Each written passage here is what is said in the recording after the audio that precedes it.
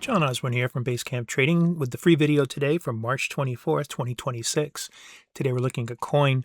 Coin has been moving up lately after coming down to this 139.36 support level, and it's starting to trend higher, and then it got into a little bit of consolidation.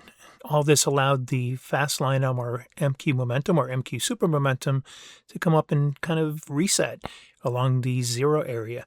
And then today, when we ran into the old trend line defined by these 2 points from here to here, we ended up not just testing it, but breaking through it, leaving the 8 EMA far behind. So now we're following here with a really strong move lower. Our next support is at 172.22. If we go through there, we'll be looking to come down to this support here. That's at 152.70 and on down towards this support at 139.36. So with a move like this that's that strong on a triggered bear flag, it's an opportunity for us to capitalize on that move and look for those opportunities. Now, one thing to keep in mind is we do use value charts, and down here, if you look at value charts, you can see we're currently at minus 7.95.